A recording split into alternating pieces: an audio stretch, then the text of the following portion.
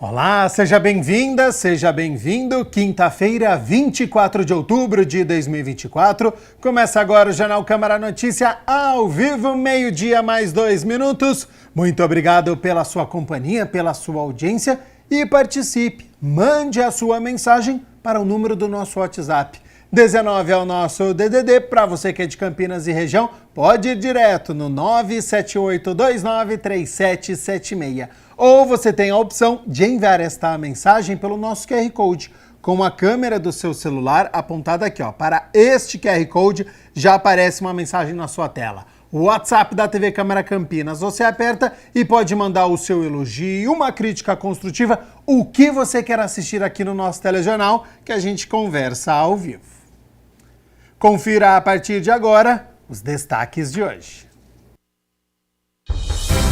Na reunião ordinária de número 64, vereadores aprovam em primeira análise projeto de lei que reestrutura o Conselho Municipal de Hip Hop em Campinas. Vereador Paulo Gaspar faz indicação e solicita da Prefeitura estudos para a concessão dos espaços públicos sob viadutos para a iniciativa privada. Conheça o projeto Esporte Social para Crianças e Adolescentes da Associação Paraolímpica de Campinas. E no Campeonato Brasileiro da Série B, Ponte Preta se reabilita, vence Brusque no Moisés Lucarelli e deixa a zona de rebaixamento.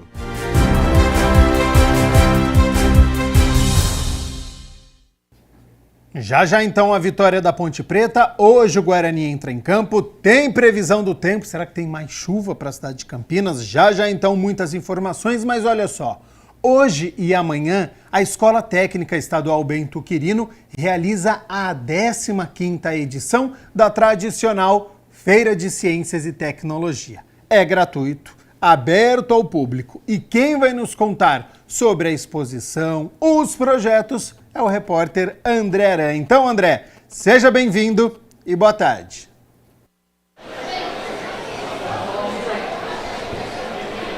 Com certeza, Gabriel. Boa tarde para você, boa tarde para todo mundo acompanhando o Câmara Notícia. Pois é, muita gente por aqui, inclusive no tradicional Bentão, uma feira muito conhecida, 15ª edição. Inclusive, Gabriel, expectativa entre hoje e amanhã de aproximadamente 6 mil pessoas. Bom, são 110 trabalhos que serão apresentados aqui pelos alunos de 15 escolas, não só do Bentão, também de toda a região. Estou aqui com o Wagner, que é diretor da escola, para falar um pouquinho sobre esse evento, que está bem legal. A gente deu uma volta aí. Quanta gente, né, Wagner? Boa tarde. Boa tarde, André. Tudo bem? Boa tarde a todos. Um evento muito bacana. É um evento que vem crescendo ao longo dos anos, que recebe escolas de toda a região, de Paulínia, de Sumaré, de Hortolândia, de Montemor. Então é um evento que faz com que o aluno tenha contato com a ciência, com a tecnologia e também com as empresas, né? Nós temos várias empresas parceiras que vêm expor aqui os seus trabalhos, as suas empresas, as suas ideias, né?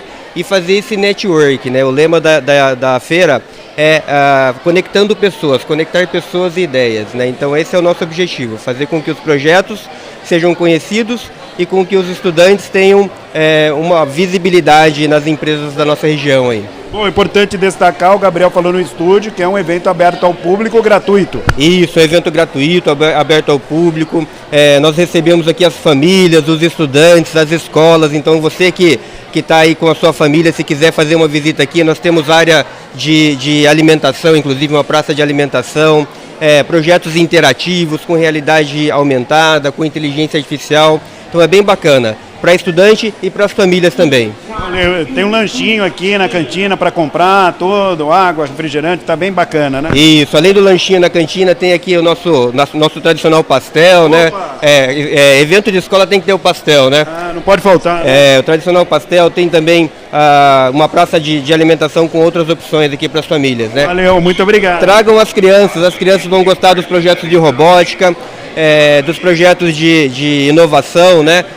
E todo esse aparato que nós preparamos para vocês, né? ETEC Bento Quirino, junto com o Centro Paula Souza, fazendo um evento à grandeza da cidade de Campinas. Boa, obrigado, Wagner. Valeu, obrigado. Valeu. Entrevistar aqui também o Daniel, que é organizador da feira, que já tem 15 anos essa feira, né, Daniel? Boa tarde para você.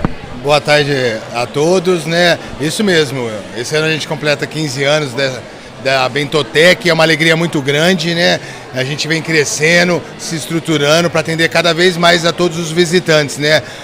Crescendo não só em projetos, apoio financeiro das empresas que acreditam nos nossos sonhos, nos nossos projetos, em infraestrutura, tá tudo muito lindo. Bom, as pessoas que vierem aqui vão encontrar o quê? Conta pra gente.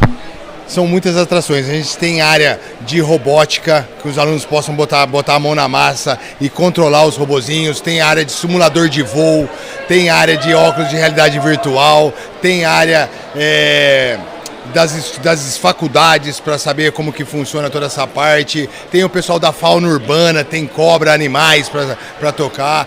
Então tem muitas atrações aí inovadoras e tecnológicas. Bom, é um evento certamente muito importante que reúne aí mais de 6.000 pessoas, porque a tecnologia hoje em dia está cada vez mais avançada, né?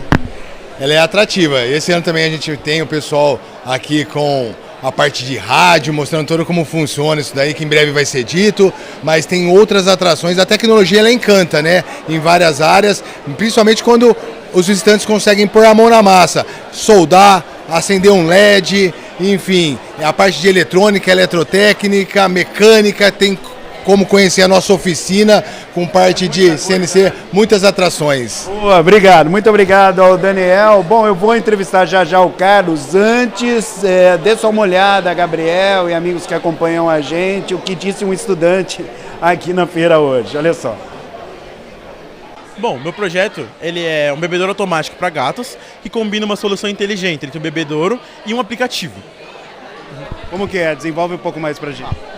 Esse bebedouro, ele tem um sensor, o mesmo sensor que você usa para aproximação de cartãozinho, de cartão de crédito, de cartão entrada em condomínio, você combina essas duas soluções. Então esse sensor, ele vai pegar essas informações e ele tem vários sensores também integrados ali, sensor de temperatura, um sensor de peso, e ele vai pegar essas informações e vai jogar no aplicativo. No aplicativo, você vai poder ver uma solução inteligente e você vai poder ver as informações de consumo do seu gato, então quanto seu gato consumiu nas últimas vezes, qual foi a última vez que seu gato consumiu, a temperatura da água, e ele vai graficar automaticamente para você, fazendo essa visualização da informação um pouco mais intuitiva e mais fácil para o consumidor. Bom, isso aí, o estudante aí, todo animado, né, falando um pouquinho do trabalho. Deixa eu conversar aqui com o Carlos, que é expositor. O que você tem para mostrar para a gente aí? Tudo bem, Carlos? Boa tarde. Bom, nós estamos aqui com uma exposição trazendo a história de equipamentos da Segunda Guerra de comunicação e vindo por uma paixão do radioamadorismo, né? O prazer de se comunicar através das ondas do rádio. Nós temos um rádio da Guerra do Vietnã e aqui nós temos dois modelos digital, aonde eu vou pegar agora. Vamos lá. E vou chamar na rede D-Star Brasil algum radioamador. Alô, rede D-Star Brasil, é Papa Yankee 2, Canadá, Eco Roma. Chama geral, a rede D-Star Brasil, refletor 18 Charlie. Então aqui eu fiz um chamado geral com o meu indicativo, né? Ok, Carlinhos. Y2 Charlie Eco Romeo, diretamente lá da Bentotec. Campinas, é Papa Yankee 2, Lima Oscar Charlie, Alexandre, eu estou aqui pela cidade de Valinhos, câmbio. Ok, Alexandre, estamos fazendo uma demonstração do uso da rede D-Star Brasil. Estamos aqui falando com você em Valinhos, mas ressaltando que todo mundo que está a nível nacional e internacional dentro do refletor 18 Charlie está escutando a gente. Então com isso o Alexandre está em Valinhos, mas é muito... Bom dia, Alexandre. Papai Yankee 4, Eco Índia, Alan operando móvel pela cidade Extrema, no sul da... Boa, com isso é o que, Carlos? Com isso, ao Brasil inteira, e a gente consegue chegar no Brasil inteiro. Agora a gente ouviu o Alan, Papa Yankee 4, que é da 4ª região do Brasil. Tá, vamos responder ele. Ok, Alan, muito obrigado aí. Muito obrigado também ao Alexandre. Valeu, Carlos, muito obrigado aí. Obrigado, até mais. E vamos divulgar o rádio. Aí. Venham para a Bentotec, venham ver os rádios. Nós estamos desde 1940. E o pessoal continua falando, essa é a comunicação. De 1940 a 2024, rádio. Boa, muito obrigado. É isso aí, Gabriel Castro. Quem vier aqui vai encontrar isso e muito mais. Eu volto com você aí nos estúdios do Câmara Notícia. Gabriel. Sensacional, olha que curioso então, né, este radioamadorismo, essa comunicação então muito bacana. Quero agradecer, claro, o nosso repórter André Aranha, mas todo mundo que participou, né, o Wagner José da Silva, que é diretor da ETEC Bento Quirino, o Daniel, o próprio Carlos, os alunos, né, que estão com estes projetos, com essas exposições, muito bacana então, ETEC Bento Quirino, hoje e amanhã. Vai lá, vai conferir, vai dar esta moral então para este projeto aqui na nossa cidade. 12:00 mais 12 minutos, a gente segue com o Jornal Câmara Notícia, com as notícias da metrópole, porque o projeto Esporte Social oferece a crianças e jovens aqui da cidade a oportunidade de ampliar o acesso a modalidades. A iniciativa é da Associação Paraolímpica de Campinas e recebe o apoio da FEAC.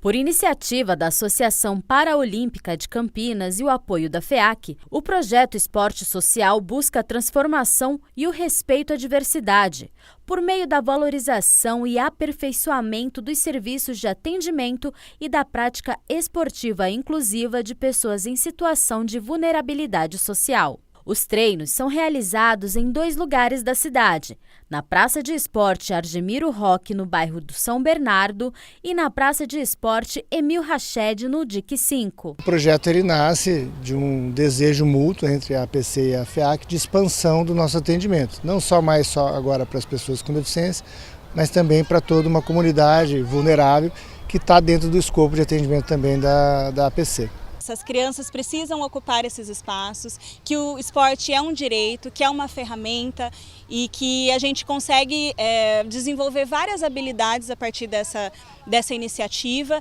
e entender que a partir do momento que a gente capacita esses profissionais, que foi a primeira parte do projeto, né, a capacitação de profissionais para atender essas crianças, a gente consegue trazer um desenvolvimento real. A gente consegue trabalhar questões que até então são vistas como tabu, são vistas como dificuldade. A gente vê, por exemplo, criança com deficiência, quando chega num ambiente, ela é sempre recebida com receio. Eu não sei trabalhar, eu não sei como vai ser. Então, é uma capacitação no sentido de entender e na prática. A prática diz o que cada criança precisa, onde cada criança pode chegar. Não sou eu que tenho que dizer, é a prática que vai trazer. Então, eu acho que esse projeto é muito importante nesse sentido. Traz a formação, traz a rede, vários atores envolvidos para que isso aconteça, a participação das famílias, entendendo o desenvolvimento que está sendo feito aqui, e as crianças, elas que vão nos dizer até onde elas vão, o que é importante para elas, o que precisa ser trabalhado a partir da avaliação de cada uma delas. Então, acho que esse é o ganho geral do projeto. Trabalhando uma consciência esportiva, a proposta é reforçar a importância da prática de esportes de modalidades como o atletismo, que pode ser adaptada de acordo com as habilidades individuais de cada aluno, com o suporte personalizado durante os treinos. Há 3 meses, Alexandra, mãe do David, de 11 anos, que tem espectro autista, procurou o projeto como atividade complementar de tratamento. Esse foi em busca de atividade, de desenvolvimento, de inclusão social. A questão do TEA também traz um pouco do atraso psicomotor dele. Então, a atividade física traz esse suporte para a gente no desenvolvimento dele intelectual, emocional e motor também. No início de cada treino, a gente tem uma roda de conversa e aí eles se conhecem, principalmente no início do projeto foi assim, eles se conhecem, se entendem, conseguem distinguir a diferença de cada um e aí a gente estimula eles que ajudem os outros, para que fique interessante o treino. Então eles trabalham em conjunto, então a dificuldade de o outro ajuda, então é dessa forma, a gente vai introduzindo assim. Sara também tem espectro autista e frequenta as atividades desde o início do projeto. Sua mãe, Sabrina, conta com empolgação sobre a sua evolução. Fazia bastante tempo que eu estava em busca de algo assim para ela, para desenvolvimento, né, dela, para postura, um quadro completo, né, na verdade. Eu encontrei esse projeto que está me ajudando bastante. E no começo foi um pouco mais difícil, hoje ela já está se concentrando mais, já está um foco, já quando você fala para ela, vamos, ela já fica bem felizona e a gente está progredindo a cada dia. A ação contempla todo o município, sendo 30% das vagas voltadas para as pessoas com deficiência, atendidas por alguma entidade assistencial ou matriculadas em escolas públicas. Para mais informações, entre em contato com o telefone DDD 19 99361 3565. O projeto ele tem ainda uma fase embrionária, né? A gente está em torno de 60, 90 dias aí de aplicação direta do conteúdo. A gente tem muito a aprender, né? O que a gente quer, na verdade, é convidar a sociedade campineira a conhecer o projeto e, sobretudo, aqueles que têm moradia no entorno do bairro São Bernardo e no dia 6 que venham conhecer e usufruir desse direito.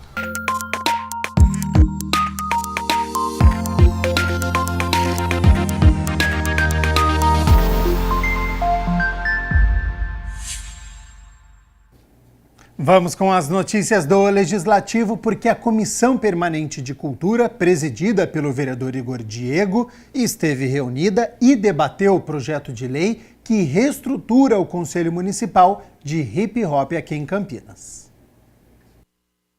Criado em 2004, o Conselho Municipal do Hip Hop de Campinas deverá passar por uma reestruturação a partir da aprovação do projeto de lei que tramita na Casa. A Comissão Permanente de Cultura esteve reunida com representantes do movimento e do Executivo depois de meses de trabalho para afinar os últimos detalhes antes das 2 votações do projeto em plenário. A participação comunitária, né, da comunidade civil mostra que o pessoal estava bastante ansioso para a atualização do projeto que traz aqui as diretrizes do Conselho. É importante ressaltar que foi o primeiro Conselho do Hip Hop do Brasil. A participação do Legislativo é importante, porque a gente pode apresentar alguma emenda, caso necessário, né? Então, resolvemos abrir esse diálogo. A secretária de Cultura e Turismo de Campinas, Alexandra Caprioli, falou da importância da representatividade de todos os elementos do hip hop. E aí esses membros do grupo de trabalho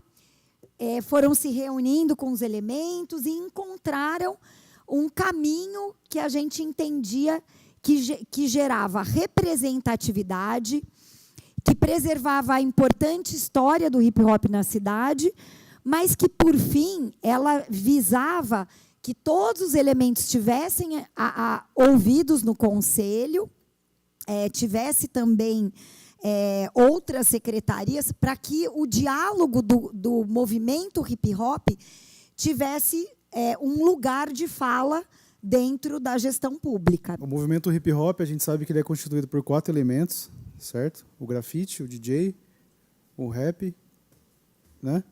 E o break. E o MC, na verdade, não o rap, né? E tem como lema paz, união, amor e diversão, certo? E a ideia do conselho, a gente está reformulando, reconstituindo, é uma forma de chegar mais próximo do poder público e fomentar mais o hip-hop na cidade, né? As mulheres também deverão compor uma das 28 cadeiras do Conselho. Eu sei que, às vezes, pode ser uma cultura conhecida por muitos como uma cultura marginalizada, né? Uma cultura periférica. Somos, sim, mas, ao mesmo tempo, também somos organizados, somos inteligentes e estamos aí na linha de frente para fazer esse movimento acontecer, né? A organização social, com o apoio do Executivo e do Legislativo, mostra a força do projeto e a importância da Comissão de Cultura da Câmara. O papel é esse, é ouvir a demanda da comunidade, né? É ouvir, aqui é a Casa do Povo, é um lugar ideal para fazer essa discussão, e a gente contou com a presença da secretária municipal, que é o Executivo. Então, o Legislativo e o Executivo, junto com a sociedade civil, acho que não tem como dar errado. É isso que a política pública tem de melhor. E após esta discussão na Comissão de Cultura, o projeto foi à votação em plenário na reunião ordinária de ontem, a de número 64. O projeto de lei de número 168 de 2024, de autoria do prefeito municipal, que dispõe sobre a criação do Conselho Municipal de Hip Hop de Campinas, foi votado em primeira instância com parecer favorável na última reunião ordinária da Câmara dos Vereadores. O líder do governo na Câmara, vereador Paulo Haddad, falou dessa reestruturação do Conselho que foi criado em 2004. É uma nova legislação. Ela vem dar um pouquinho mais de paridade, né, nos seus membros. Então nós temos aí 28 componentes: Secretaria de Cultura e Turismo, Secretaria de Esporte e Lazer, Secretaria de Educação, são 12 também da sociedade civil. Enfim, são várias secretarias envolvidas para que você tenha mais paridade, que você possa ter mais representatividade, vamos dizer assim, para que o Conselho tenha mais efetividade, não só na parte consultiva, mas também na parte deliberativa. Então, dá uma nova estrutura organizacional para que esse evento cultural, essa cultura, já que nós temos há 50 anos, essa atividade cultural que é o hip hop, são 50 anos de hip hop, ele possa ser mais valorizado, ou melhor valorizado dentro da cidade de Campinas. Durante a sessão, os parlamentares se manifestaram a respeito da garantia da paridade dos setores representativos dentro do Conselho. O projeto passará ainda por uma segunda votação. Eu apresentei uma emenda porque, embora seja favorável à criação do Conselho, eu entendo que a representação desse Conselho tem uma distorção, porque essa representação não está paritária. Na verdade, o Conselho seria importante que fosse paritário, quer dizer, o mesmo número de representantes do governo e do próprio movimento. Lembrando que você pode assistir na íntegra a reunião ordinária de número 64 no YouTube da TV Câmara Campinas.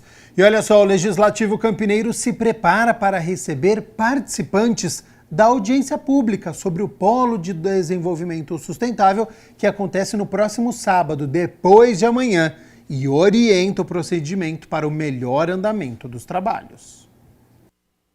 A audiência pública, que acontece no próximo sábado no plenário da Câmara de Campinas, deve reunir muitos interessados em discutir o projeto do PIDS, o Polo de Inovação para o Desenvolvimento Sustentável, em uma área do distrito de Barão Geraldo, a partir das 10 horas da manhã. A audiência pública sobre esse projeto do PIDS, ela é necessária, né? Inclusive regimentalmente nós temos que fazer essa audiência, que é a oportunidade da sociedade poder conhecer com maior profundidade e detalhes a intenção do projeto, o objetivo do projeto e, obviamente, oferecer propostas de aprimoramento, se for o caso. Esse é um projeto que nasceu, na verdade, por iniciativa das universidades, dos institutos de pesquisa, de proporcionar um novo modelo de desenvolvimento numa região que tem uma vocação para tecnologia e inovação, né, respeitando parâmetros ambientais, mas fazer um uso que seja permitido. Indústria, serviço, comércio, hotéis, moradia residencial e também, mas preservando a qualidade de vida e meio ambiente. É um modelo, um conceito novo, moderno. Com a expectativa de grande público e para receber as pessoas que queiram participar com mais segurança, o Legislativo abrirá suas portas 1 hora antes para o credenciamento e acesso ao prédio. Para isso, é necessário trazer um documento com foto que conste o número do CPF. Será aberto o portão da Avenida das Saudades a partir das 9 horas da manhã, permitindo que a população tenha acesso calmamente ao plenário da Câmara para a sua participação. Nós pedimos que as pessoas venham cedo, porque nós temos que credenciá-las e esse credenciamento leva um pouco de tempo. Se a pessoa chegar e já se organizar que será respeitada a ordem de fila, possibilitará que ela entre sem tumulto, sem correria, para que possa participar dessa audiência pública. Outra medida é a proibição de itens que possam representar perigo a quem vier no plenário. Nós temos um ato da mesa, que é o número 17 de 2023, que controla alguns tipos de materiais que podem entrar nas sessões no plenário. Entre esses materiais, nós temos autorização para entrar faixas, bandeiras, banners, sem material de sustentação, de madeira ou de plástico, para que esses objetos não sejam utilizados em caso de um tumulto. Da mesma forma, não é permitida a entrada de instrumentos sonoros, instrumentos musicais, apitos, de forma que não possibilite a discussão do tema, atrapalhando quer os expositores, quer as pessoas que estão defendendo ali a sua posição sobre o assunto. Lembrando que a Câmara conta com espaço criança, onde os pequenos podem brincar de forma lúdica, enquanto pais e responsáveis participam da audiência pública. O plenarinho também poderá ser disponibilizado para que as pessoas acompanhem presencialmente. Nós utilizaríamos a princípio o plenário com 174 locais. Em havendo necessidade, nós teremos uma transmissão ao vivo no plenarinho com 44 locais mais. Infelizmente, por uma questão de segurança, nós podemos deixar adentrar somente a capacidade de público sentado, que é esta que eu passei. Em havendo saída de pessoas, novas pessoas que estiverem na fila poderão ter acesso à Câmara e participar igualmente. Aqueles que não puderem vir ao Legislativo podem acompanhar a transmissão ao vivo pela TV Câmara Campinas e fazer perguntas ou dar a opinião através de um formulário que fica disponível no site campinas.sp.leg.br enquanto o debate estiver acontecendo. E além das pessoas que poderão participar presencialmente, a Câmara vai disponibilizar os nossos canais nas redes sociais, YouTube, WhatsApp, para que as pessoas possam acompanhar e participar da audiência também de casa. Eu acho que é um momento muito importante para discutir, debater, e é lógico que a Câmara vai fazer o seu papel. Esse projeto ele vai ser discutido, analisado com toda a segurança jurídica, dando oportunidade para todo mundo conhecer, debater, apresentar sua proposta, seguir um rito normal com transparência acima de tudo. Você vai poder participar remotamente, acompanhando pela TV e participando, questionando, apresentando sugestão por esses instrumentos que a Câmara vai disponibilizar. 12:00 mais 28 minutos. Muito obrigado pela sua companhia, pela sua audiência. Estamos ao vivo nesta quinta-feira. A gente segue aqui com as notícias do Legislativo, porque após indicação do vereador Paulo Gaspar, a nossa equipe foi com o parlamentar até o viaduto da Aquidabã, pois o parlamentar solicita à Prefeitura a concessão dos espaços públicos à iniciativa privada.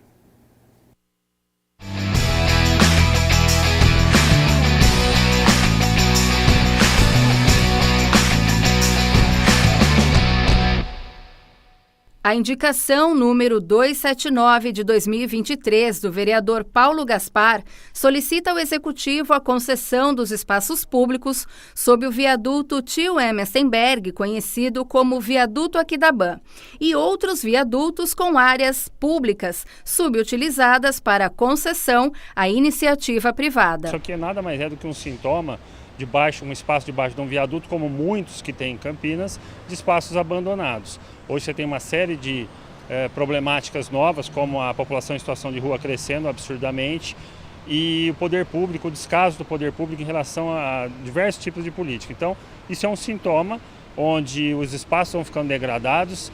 Aqui funcionava um estacionamento de guincho da Endec, numa área nobre da cidade, num centro hoteleiro, com grandes empreendimentos de muito bom gosto aqui da região do Largo do Pará, uma região super valorizada e nobre da cidade, e um contraste desse com o espaço abandonado. Essa indicação surgiu tanto desse olhar que vem de décadas, como da demanda de vários cidadãos, moradores e frequentadores dessa região, E a nossa indicação foi para esse espaço, mas também para todos os demais espaços que se encontram nessas condições aqui em Campinas. Com essa iniciativa privada, os espaços públicos sob o viaduto Schillersenberg serão utilizados comercialmente por um lava-rápido e um estacionamento, trazendo para o público da região mais conforto e segurança. Qualquer espaço público tem que ser ocupado, porque qualquer espaço público que fique desocupado, a tendência de ter violência e ocupação sem planejamento é muito grande. Então, não só aqui, mas qualquer parte do centro velho, vamos dizer assim, o centro antigo da cidade, tem que ter um projeto a longo prazo para ser ocupado e ser mais bem frequentado. Isso melhora os valores dos imóveis, melhora o entorno, melhora o turismo de negócio, né, que a cidade tem essa vocação. Então eu acho que é isso. Sempre tendo pessoas aqui, né, andando, chegando, saindo, isso melhora o entorno, né? Fora a economia do lugar, né? Porque vai ter mais gente andando, gastando, trazendo o carro aqui, pegando o fretado, enfim. Tem várias melhorias assim no centro de Campinas. Indicação aceita e concessão aprovada, o espaço público começa a ganhar uma nova cara e uma construção. Então esse espaço tem uma vocação em relação ao centro hoteleiro e também ao ponto de fretados que vai para São Paulo, de centro de negócios aqui. Pessoas se estabelecem aqui e fazem essa ponte com Campinas e as cidades da região.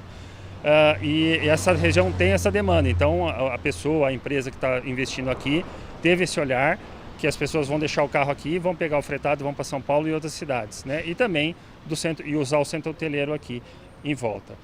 Tem uma terceira área que a gente está cobrando aqui há mais de um ano para que faça um novo edital, porque existem empresas também interessadas nesse terceiro espaço, que na época somente foi feito desses dois.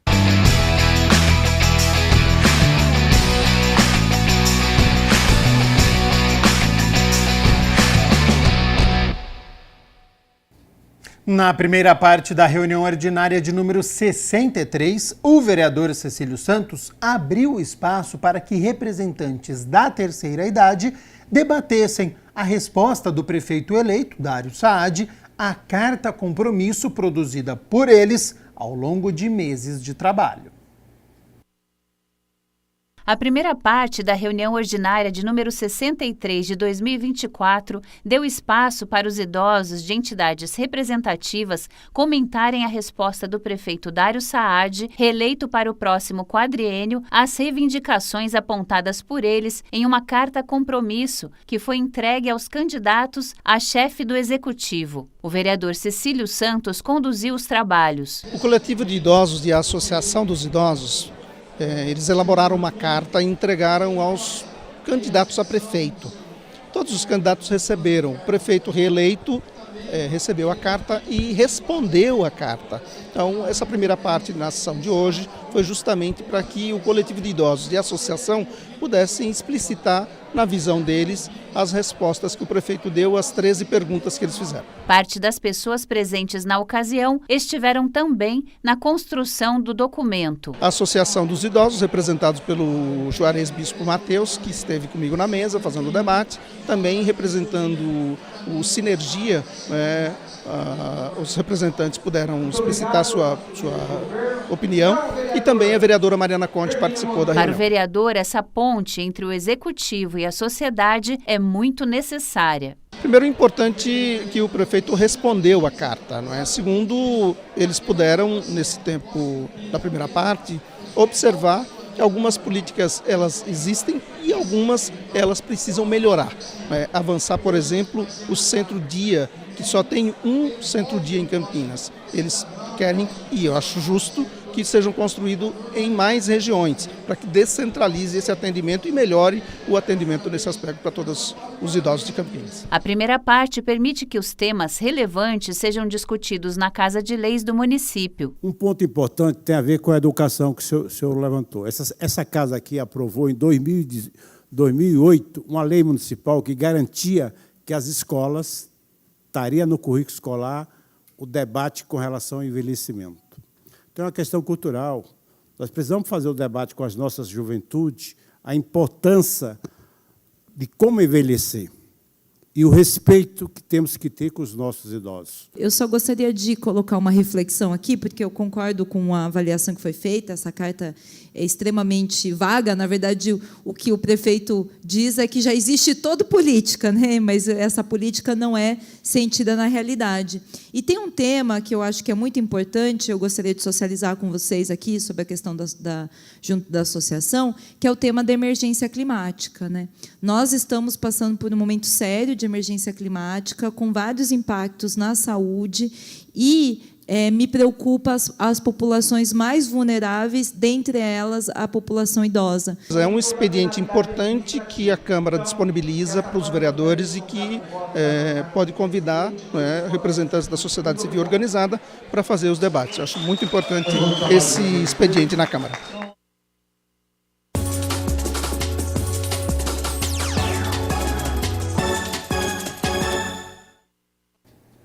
Ontem no estádio Moisés Lucarelli, a Ponte Preta conseguiu juntar os cacos, venceu o Brusque e voltou a respirar na competição. A primeira oportunidade foi do Brusque. Após cruzamento, a zaga pontepretana não conseguiu afastar e pivô chutou por cima. Diego Tavares fez tabela, invadiu a área e parou em Luan Ribeiro. No rebote, Guilherme Queiroz jogou para fora. A Ponte assustou somente aos 20 minutos em cobrança de escanteio e Joilson mandou por cima. Os visitantes eram melhores. Serrato arriscou, mas sem força. Aos 38 minutos, Elvis lançou Gabriel Novaes. A zaga tentou cortar e Iago Dias perdeu o gol feito. No segundo tempo, logo aos 2 minutos, Diego Tavares, cara a cara, parou em Luan Ribeiro. Defesaça. Até que aos 10 minutos, Igor Inocêncio lançou Gabriel Novaes. A zaga afastou parcialmente. Então, Emerson Santos tocou para Elvis na esquerda, que de 3 dedos, com classe, um maestro colocou na cabeça de Gabriel Novaes, que agora não desperdiçou. 1-0 Ponte. Só que o Brusque respondeu nesta cobrança de Agustin Gonçalves, que acertou a trave. Igor Inocêncio lançou Everton Brito na corrida, que cruzou na medida para Gabriel Novaes cara a cara e acertou o travessão. Que chance! Igor Inocêncio roubou a bola, chegou até Matheus Regis e por pouco não sai o segundo. Após cobrança de escanteio de Elvis, Castro na segunda trave perdeu mais uma chance. Até que aos 38 minutos o Brusque saiu jogando errado de novo. A bola caiu nos pés de Elvis. Aí esquece. O camisa 10 colocou o Renato na cara do gol, que não desperdiçou. Reabilitação concluída com sucesso. Ponte Preta 2, Brusque 0. Depois de um primeiro tempo ruim da Ponte, ainda naquela pressão da derrota sofrida no derby, a Ponte voltou melhor para o intervalo e aí sim, na segunda etapa, conseguiu uma vitória importantíssima. Saiu da zona de rebaixamento, ultrapassou na classificação o Botafogo de Ribeirão Preto, o CRB e a Chapecoense. Conseguiu abrir 2 pontos da zona da degola. A Ponte volta a campo neste sábado, depois de amanhã já, viu? 5 horas da tarde, contra o 4º colocado, o Mirassol. Jogo fora de casa e dificílimo, viu? E a gente segue falando sobre o Campeonato Brasileiro da Série B, porque hoje, às 9h30 da noite, o embalado Guarani, que vem de vitória contra o CRB, contra a Ponte, tenta pontuar contra o Sport lá em Recife, parada também complicadíssima, porque a equipe pernambucana está na 3ª colocação com 56 pontos e se vencer, passa o Novo Horizontino e fica com a mesma pontuação do líder Santos. O técnico Alain Albugrino não pode contar com o lateral direito Pacheco, foi vetado pelo departamento médico com desconforto muscular. Então, provável Guarani para esta noite, uma equipe muito parecida que enfrentou a Ponte na última rodada. Vladimir segue no gol, o Heitor volta para a lateral direita, a dupla de zaga com o Douglas Bacelar e o Matheus Salustiano e o Jefferson na lateral esquerda. Meio campo de Gabriel Bispo, Matheus Bueno e Pierre, provavelmente 3 volantes, Lua Dias um pouco mais à frente, e aí com os atacantes João Vitor e Caio Dantas. Se vencer, o Guarani deixa a lanterna após 25 rodadas consecutivas, viu? O Bugre está a 5 pontos de deixar a zona de rebaixamento e faltam apenas 6 rodadas, reta final de Série B. E claro que amanhã a gente conta a história desta partida entre Sport Recife e Guarani. 12h mais 41 minutos, olha só. Creche para cachorro é uma ótima opção de cuidado para o seu pet. Mas você sabe como funciona? Com a ideia de ajudar os tutores, o quadro de hoje preparou uma reportagem para tirar todas as dúvidas. A partir de agora, é o bicho na sua tela.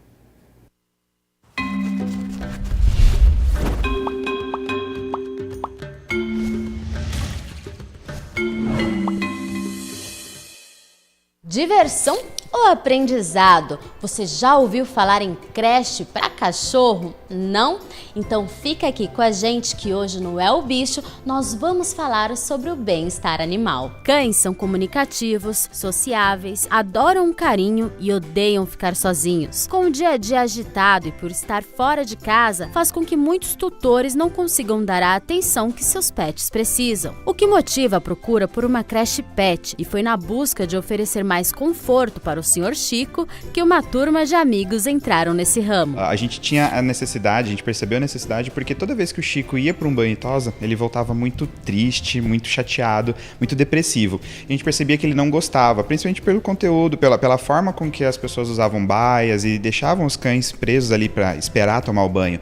E a gente inicialmente pensou em criar um banho e tosa livre de baias. E nesse percurso, né, no processo de aprender mais sobre o banho e tosa, a gente descobriu o ramo de creche e de daycare de cães. E a gente se apaixonou. Então a gente se aprofundou, nós fomos trabalhar estudos, conhecimento, a gente fez vários cursos para entender sobre os cães e aí sim inaugurar a Sr. Chico em homenagem ao Chico, que era o cão do meu sócio. Então a gente começou a entender mais sobre como a gente se posiciona com os cães e como eles respondem a isso. Então o Chico, por exemplo, ficar triste, né, por ir no banho, era porque sempre tinha alguma coisa ruim acontecendo para ele naquela situação. Seja porque ele ficava preso numa baia, esperando o banho, seja porque o momento em que tocavam nele para cortar a unha ou o secador. Então existem vários estresse ali inseridos naquele processo que deixavam ele muito assim. Quantos cães não passam por isso, né? Acho que quem está assistindo sabe, quando leva o seu cão para o banho e tosa, o quanto ele fica desesperado, tremendo, na maior parte das vezes. Ele fica com medo. E a gente tenta trabalhar isso hoje, né? A gente começou a entender sobre como deixar um processo muito menos estressante para o cão, entregando um trabalho muito mais de qualidade, um serviço de qualidade para o tutor e principalmente tentar minimizar os traumas que esse cão tem durante o processo de banho e tosa. E foi aí que a gente começou a estudar sobre isso. Então, vários cursos entregando para a gente ali um conhecimento legal sobre a área, para a gente poder entregar uma qualidade de serviço e de banho para o tutor e principalmente para o cão menos estresse. Além de diversas interações, o que favorece que ele aceite regras, é preciso que o tutor forneça informações sobre a conduta que o cachorro tem em casa. O comportamento do tutor interfere ou facilita o comportamento do cão. Então ele é um espelho, né? Os cães eles aprendem repetindo comportamentos. Então aquilo que é repetido em casa todos os dias, ele repete isso também. Então a gente percebe que de acordo com a forma com que o tutor lida com o seu cão, ele apresenta um comportamento dentro da creche. Claro que existem raças que têm uma predisposição a ser muito mais sociáveis e outras não. Então a gente começa a trabalhar desde o momento em que esse cão entra para a creche, ele passa por um momento de avaliação comportamental. A prioridade para a gente é a segurança dentro da creche. Então cães que são agressivos ou reativos a gente infelizmente não coloca por questões de segurança. A gente indica um trabalho comportamental externo primeiro para depois introduzir ele no espaço. E aí a gente percebe que tem cães que precisam de um trabalho comportamental ainda de acompanhamento em casa, principalmente pós-pandemia. Depois da pandemia tiveram muitos casos de adoção e aí o cão só ficava em casa, ele não passeava, né? Ninguém podia sair de casa. Então aquilo era o mundo para aquele cachorro, né? Ele não conhecia nada externo. E aí quando ele é apresentado para isso, ele não sabe lidar com essa situação. Então hoje a creche ela ajuda muito nesse aspecto, a ensinar esse cão a socializar, a ensinar esse cão a conviver em matilha, conviver com outros humanos e não se tornar um cão reativo ou até mesmo antissocial. Como é creche, tem reunião de pais também para puxar a orelha do pai ali, do tutor? Tem, de uma certa forma tem. A gente tem todo um protocolo de acompanhamento da creche e a gente está em contato constantemente com os tutores. Então, não só, obviamente, situações de brigas, de atritos que eventualmente podem acontecer, mas até situações adversas, como um mal-estar, vômitos ou diarreias, a gente reporta constantemente aos tutores. Então, ali a gente mantém um diálogo muito transparente com eles para sinalizar todas essas situações. E, é claro, as coisas positivas também, né? Então, assim, tudo a gente registra dentro da creche, dentro do Instagram, a gente divulga aos tutores e aí com isso a gente deixa eles totalmente a par. Se tem coisas boas e até coisas não muito boas. E a gente dá um puxão de orelha, hora ou outra, com algum comportamento. E como em qualquer escolinha, a mochila é um acessório indispensável para guardar os pertences. Normalmente a guia faz parte, né? A guia junto com a mochila que tem as coisas, dependendo do cão, se ele vem para creche ou se ele vem para hotel. Então, se ele vai embora no mesmo dia, as coisas são mais simples dentro da mochilinha. Se ele vai se hospedar com a gente, aí é mais completo. Mas, no geral, você vai ter pasta de dente, a escova de dente, porque os cães também fazem a escovação. É um serviço que a gente oferece, a escovação de dentes no final do dia. Aí tem a escovação de pelos, o banho a seco que a gente dá. Afinal de contas, ele teve lambidas o dia inteiro ali de outros amigos, né? Então, a gente dá uma limpeza no final do dia para ele não ir com aquele cheirinho extra em casa.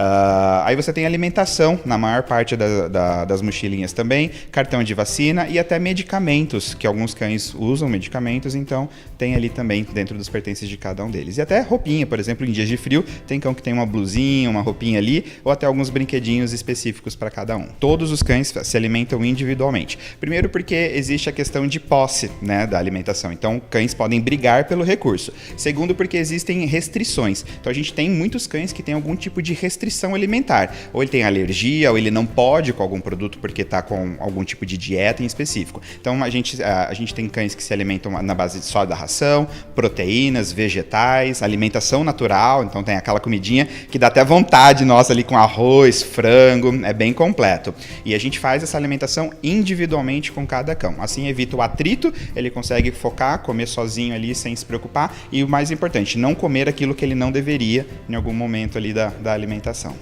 E tem até as festas temáticas. Tem. As festas eu acho que é o nosso maior charme, né? As pessoas se encantam com a decoração, com a festa que a gente faz. O tutor, ele escolhe o tema do aniversário e a gente produz toda uma arte, toda uma decoração, faz um dia de atividades para aquele cão específico, para ele se divertir naquele tema escolhido pelo tutor. A gente faz um bolo, canta parabéns para ele e no final do dia ele ainda leva uma foto num pôster gigante que a gente faz como recordação para o tutor. Então fica bem legal. Há um ano, Benedict frequenta a creche, um husky que ama fazer parte da matilha. Seu tutor, Luciano, é psicanalista e teve sua vida virada do avesso. Eu venho de uma história de um trauma com cachorro na infância e na vida adulta eu passei a pesquisar o possível cão que faria parte de um processo de cura de trauma.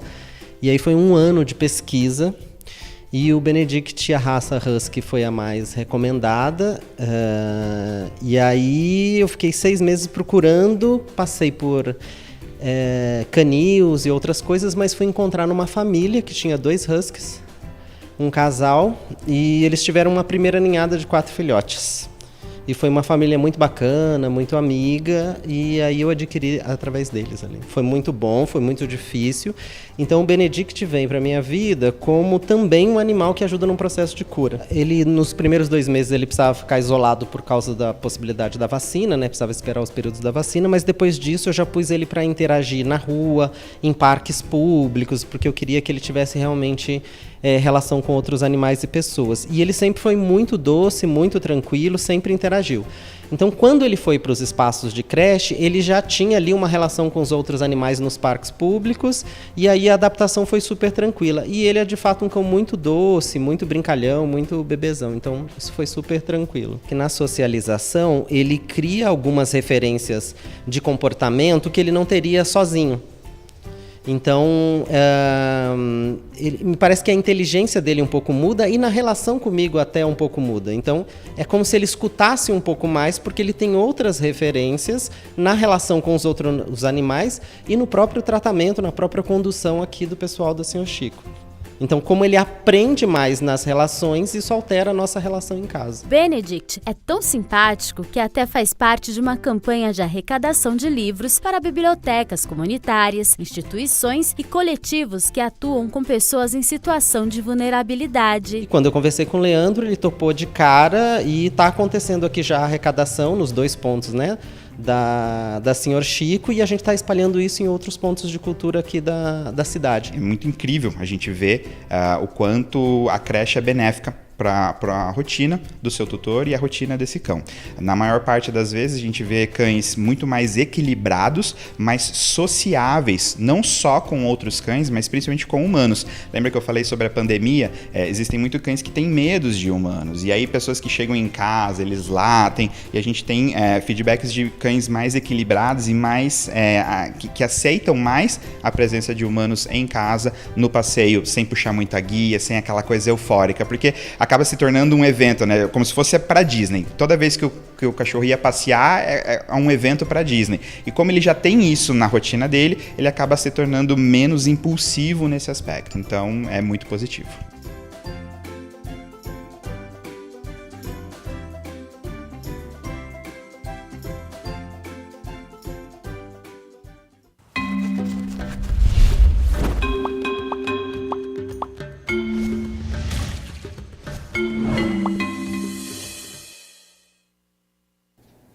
Uma notícia rapidinho. Na última sexta-feira, na Agenda Cultural, nós falamos aqui sobre a peça Djanira, Mulher Mãe do Campo Grande, que iria acontecer hoje. Mas, pelas condições climáticas de chuva, a peça foi remarcada para a próxima quinta-feira, dia 31. Continua sendo lá no Centro Cultural José Alves, na Avenida Professor Mário Scolari, número 91, na cidade Satélite Íris, às 3h30 da tarde, tá certo? Então o evento que aconteceria hoje foi remarcado para a próxima quinta-feira.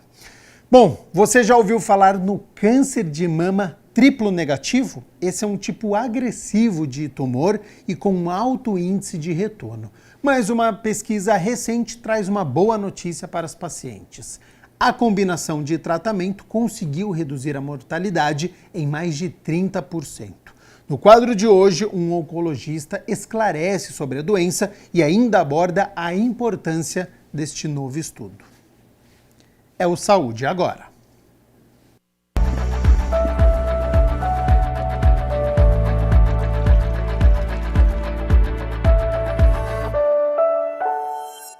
Olá pessoal, mais um Saúde Agora, começando aqui na programação da TV Câmara Campinas. Hoje nós vamos falar sobre um tratamento para o câncer de mama, subtipo triplo negativo. Um estudo internacional realizado com mulheres com câncer de mama triplo negativo apontou uma redução no risco de morte em 34% no grupo de pacientes tratadas com imunoterapia incorporada ao protocolo tradicional de combate à doença. Quem vai explicar tudo sobre esse assunto, esse novo tratamento, é o oncologista Paulo Pizão. Dr. Paulo, muito obrigada pela sua participação aqui no nosso quadro. Eu que agradeço pela oportunidade. Doutor, antes da gente começar a falar um pouquinho desse estudo especificamente, é importante a gente reforçar aqui, né, para o pessoal que está acompanhando, o que é esse câncer de mama subtipo triplo negativo? Ótima pergunta. Normalmente, a confirmação do diagnóstico do câncer da mama é dada por uma biópsia. Hoje em dia, quando se solicita essa biópsia, o mais comum é também se solicitar um exame que se chama imunohistoquímica. Esse exame, portanto, é realizado no material do tumor colhido através da biópsia. Neste exame, são aferidos, são avaliados alguns chamados marcadores ou fatores que são características da doença. Nós sabemos já há muito tempo que no caso do câncer da mama, certos marcadores são muito importantes porque eles têm valor tanto prognóstico, ou seja, eles são características que determinam o comportamento da doença, mas eles têm valor também preditivo. O que significa um marcador que tem valor preditivo?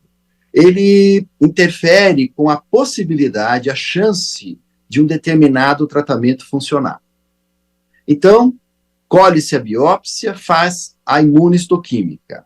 Na imunohistoquímica do câncer de mama, é avaliada a presença na célula tumoral dos receptores de estrógeno e progesterona, que são hormônios normalmente produzidos pelo corpo da mulher, e também um oncogene, um gene associado à formação do câncer, que se chama HER2.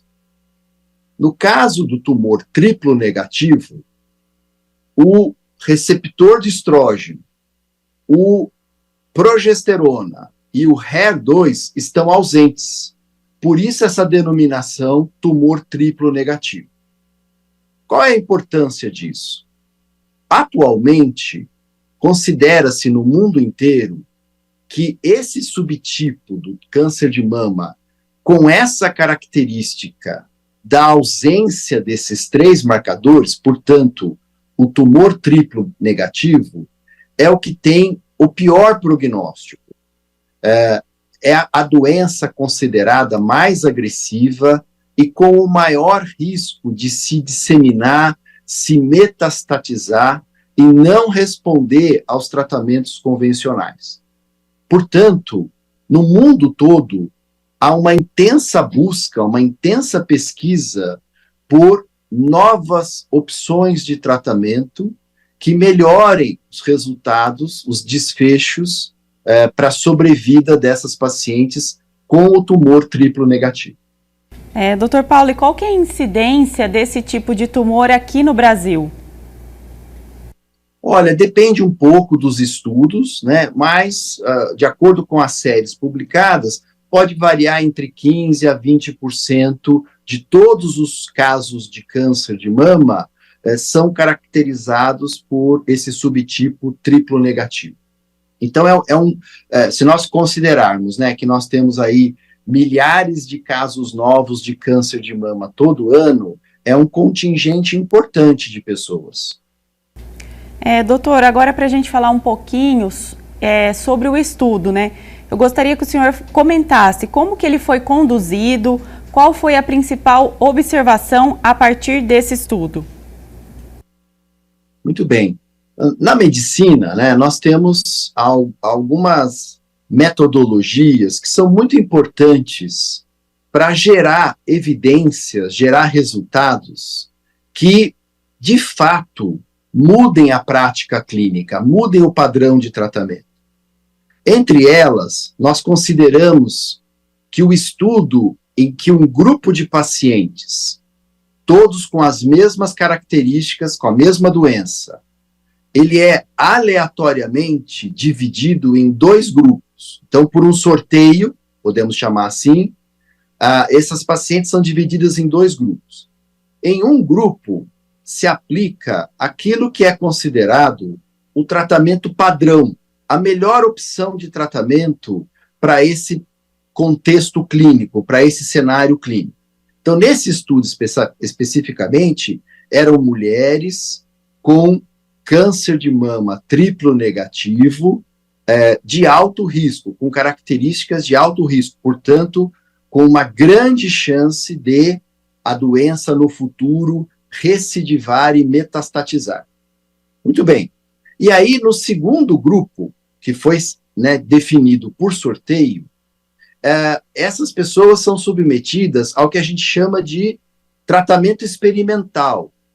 Então, tem o braço controle do estudo, que é esse tratamento padrão.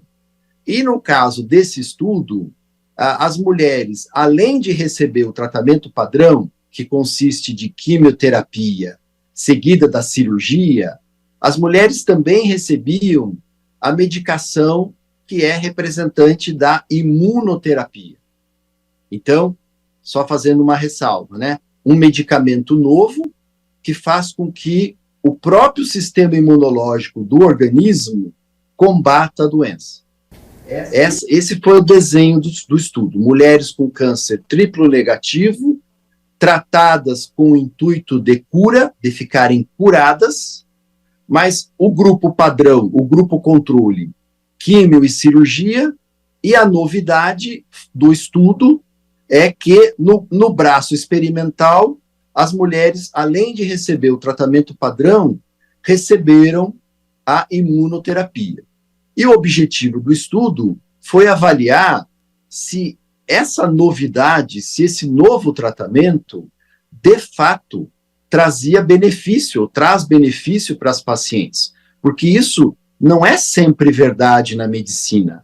Nem tudo que é novo, de fato, agrega benefício para os pacientes. Então, é necessário se fazer um estudo clínico controlado, com metodologia controlada, para chegar a essa conclusão.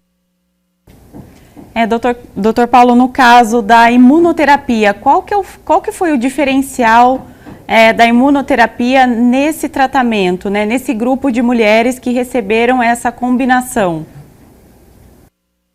O grande diferencial foi que no resultado do estudo percebeu-se, né, concluiu-se que aquelas mulheres que, além do tratamento de quimioterapia e cirurgia, também foram submetidas, receberam a imunoterapia, o risco de morte por câncer diminuiu em cerca de 34%.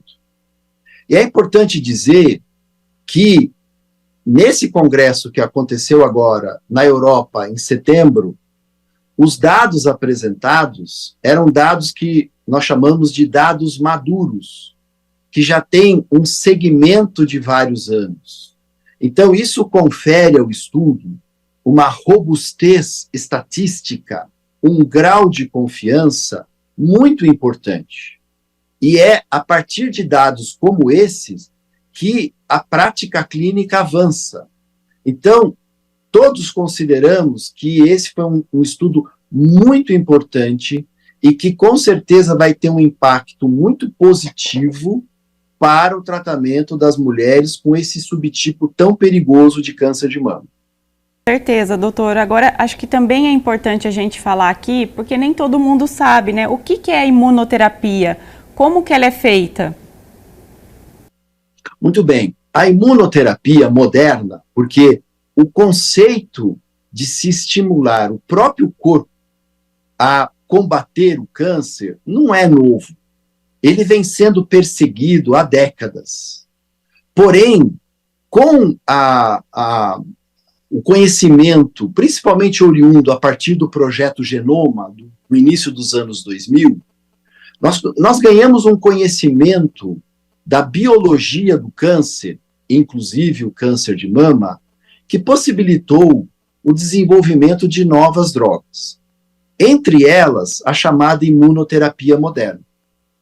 O câncer, ele é caracterizado por uma capacidade de, como se ele tivesse uma camuflagem, de ele se esconder e tornar-se, vamos dizer assim, invisível para o sistema imunológico da pessoa. Então, o que esses remédios modernos fazem? De uma maneira simplista, é como se esse medicamento removesse essa camuflagem e permitisse, então, que essa dificuldade, esse obstáculo que o sistema imunológico teria para reconhecer e combater a doença, não existe mais. Então, é uma forma de estimular o próprio organismo a reconhecer e começar, então, a combater a doença. Doutor, esse novo tratamento, né, ele já é disponibilizado pelo sistema público de saúde ou ainda não? Esse tipo de medicação está disponível no Brasil a partir do registro e regulamentação da Anvisa, que é o protocolo que todo mundo sabe que existe, né? Nós lembramos bem da época da Covid, toda a questão da regulamentação das vacinas, como era importante aguardar a aprovação da Anvisa. Isso acontece para todo medicamento e também para os medicamentos contra o câncer. Então, essa medicação, ela já está disponível, sim, no Brasil, porque está registrada, regulamentada pela Anvisa. Não é ainda amplamente disponível no Sistema Único de Saúde. Alguns centros que atendem pacientes do Sistema Único de Saúde desenvolvem estudos, pesquisas que incluem essa droga, mas ela ainda não faz parte dos protocolos que precisam ser atualizados com certeza. Agora, na medicina, o paciente que tem acesso aos planos de saúde, convênio seguradora, essa já é há algum tempo, sim, uma opção que está disponível. Dr. Paulo, e quais são as formas de diagnóstico para esse tipo específico de câncer de mama? É a mesma forma do câncer de mama, vamos dizer, né, dos demais cânceres de mamas? O processo de diagnóstico, né, ele normalmente passa pela detecção, pela imagem, né, ou primeiro a mulher pode ser que ela perceba um caroço na mama, enfim. Aí é feita uma imagem que pode ser a mamografia, o ultrassom ou até a ressonância magnética. Confirmado que esse nódulo tem características de um câncer, uma suspeita de um câncer, é então indicada a biópsia. E como eu disse anteriormente, o que vai detectar e definir que é o subtipo triplo negativo é essa técnica de laboratório que se chama imunohistoquímica e que é realizado pelo laboratório de patologia que recebe o material da biópsia. Então, é muito importante, obviamente, então, que os laboratórios tenham essa tecnologia disponível, que isso esteja amplamente acessível no país todo, essa técnica de imunohistoquímica, para que seja possível fazer esse diagnóstico desse subgrupo específico de câncer de mama, que, como nós estamos vendo, precisa até de um tratamento diferenciado dos demais tipos de câncer de mama. Doutor, agora para a gente encerrar aqui o nosso quadro, né, nosso bate-papo, na opinião do senhor, o que é fundamental para a gente combater o câncer de mama com mais eficiência? Olha, eu costumo dizer, quem trabalha comigo, eu costumo dizer que a primeira ferramenta necessária para o sucesso do tratamento do câncer de mama é exatamente o que vocês estão fazendo aqui, que é divulgar boa informação, conscientizar as pessoas sobre a doença, sobre os tratamentos. Então, informação é fundamental. Conscientização, educação é fundamental. Depois disso, para qualquer tipo de câncer, o diagnóstico precoce é muito importante, faz toda a diferença. No câncer de mama, como em vários outros tipos de câncer, o tratamento, quando a doença está nos estágios iniciais, tem altíssimas taxas de cura.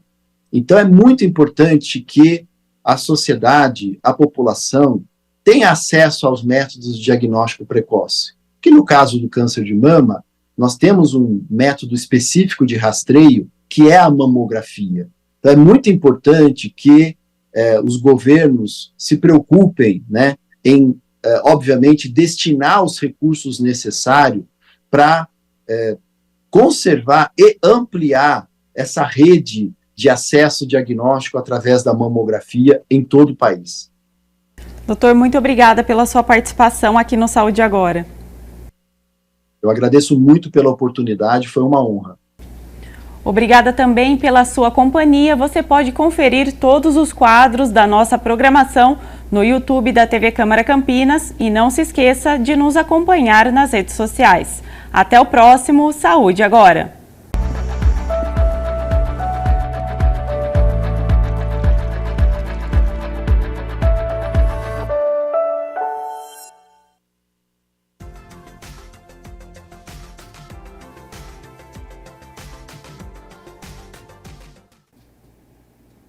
Quinta-feira em que choveu pela manhã em muitos bairros aqui da cidade de Campinas. Neste momento o sol voltou a aparecer entre nuvens. É a frente fria se aproximando de Campinas e região. E com isso, para amanhã e já adianto para o fim de semana, continua essa grande nebulosidade e previsão de chuva. Sexta-feira, então, de tempo instável e nada de calorão. Vamos às temperaturas? Porque elas já estão aqui na minha tela. Então, para amanhã, tempo fechado com previsão de chuva, mínima de 20, amplitude térmica muito pequena, porque a máxima não passa dos 26 graus aqui na cidade de Campinas. O Jornal Câmara Notícia fica por aqui. Muito obrigado pela sua companhia, pela sua audiência. Continue na nossa programação e nos vemos amanhã na sexta-feira a partir do meio-dia ao vivo. Te espero até lá. Tchau, tchau.